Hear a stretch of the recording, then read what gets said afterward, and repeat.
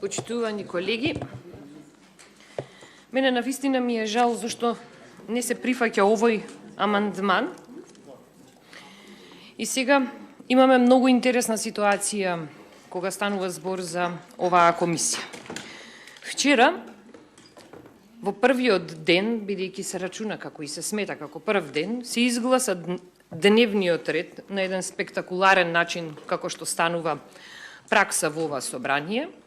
И кога станува збор за кршење на процедурите, од една страна е пракса, од друга страна е нормална пракса. Се помина дневниот ред како што се помина на еден спектакуларен начин и започнуваме да зборуваме за закон за измени и дополнување на законот за минерални суровини. Започнуваме со дискусија за овој закон за кој претходно е договорено да постои јавна расправа. Но таа јавна расправа не се одржува, а зошто не се одржува? Заради тоа што јавното мислење е битно кога имаме избори, и предизборна кампања, тогаш ветувавте на населението дека ќе го чуете нивното мислење и почитувате нивното мислење, впрочем на оние што сите нас не гласаат, а сега, кога имаме на вистински простор за работа, не се почитува мислењето на народот. Значи, нема потреба, според вас, да се одржува јавна расправа за ова предлог законско решение. Не ме чуди тоа што не сакате да го направите, бидејќи добивте власта и сега комплетно и комотно сочувствувате да ги злоупотребувате сите можности што ви се даваат,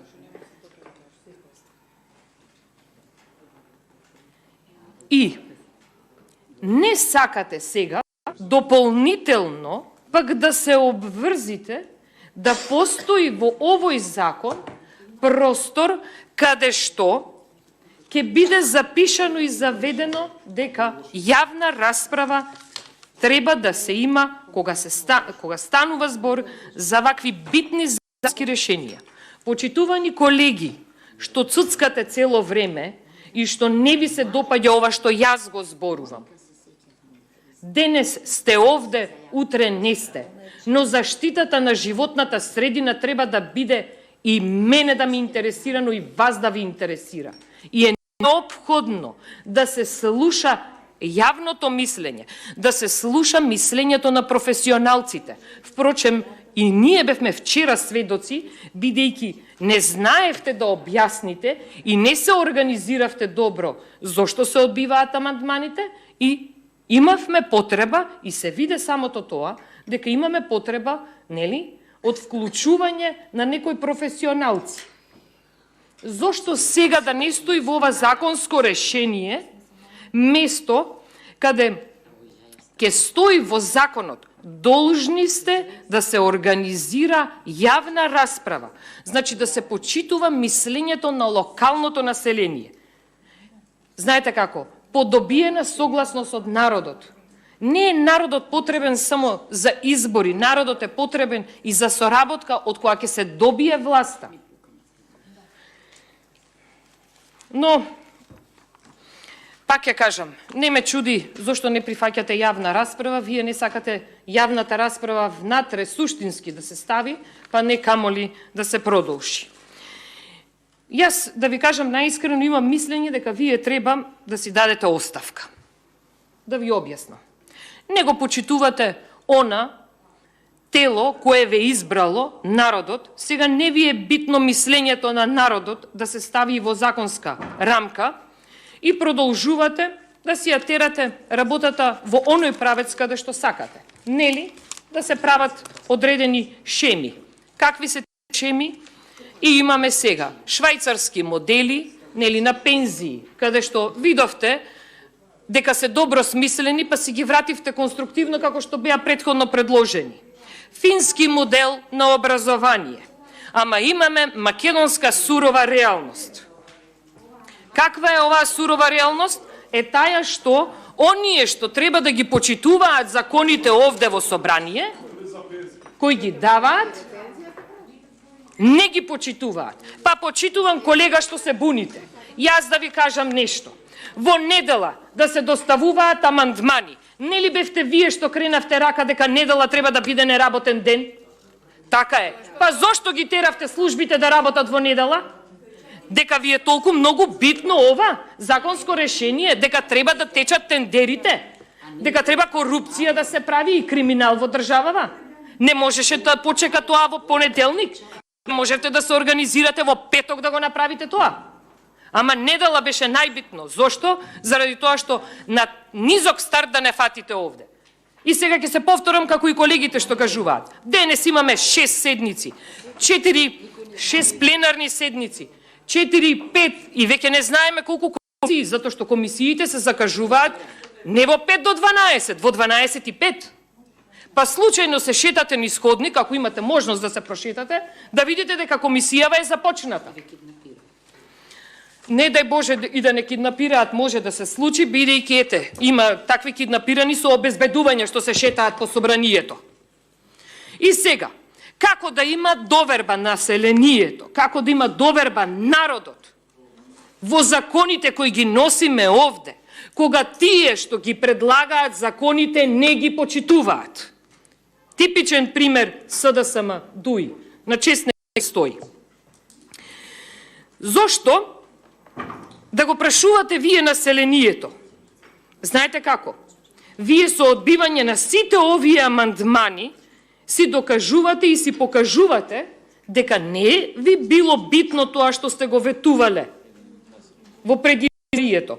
Бидејќи почитувани колеги, сите вие што доаѓате од мнозинството, посебно колегите од СДСМ, заштита на животната средина е приоритет. Ви било слоган. Ако е заштитата на животната средина приоритет, како ќе заштитуваме животната средина кога не го почитуваме мислењето на професионалците, кога не го почитуваме мислењето на оние што се експерти, и толку е тешко, комплицирано да се организира јавна расправа. Комплицирано е да се почитува мислењето на експертите. Да, комплицирано е. Во вашиот случај, бидејќи имате задна намера да организирате нешто што понатаму ќе следи. А се разбира, знаеме сите што следи. Следи криминал, корупција и киднапирање. И сега, повелете, колеги, да ве подсетам на она што вие го ветувавте во предизборието и се уште го ветувате. Храбри чекори за заштита на природата. Меѓу храбрите чекори имате 20 пати поголеми казни за загадувачите. Како ќе ги казнувате загадувачиве? Како што ги казнувате и трговските предпријатија со по 300 инспектори пуштање на терен и еве сега, ако има неистомисленици, бидејќи немаме простор за професионално мислење, ќе си пуштате инспекција и сето тоа ќе си врви како што си врви, битно е тендерите да врват, а дали животната средина ќе биде заштитена или нема, тоа е друга приказна. Имавте едно брендирање, ребрендирање, зелен развој.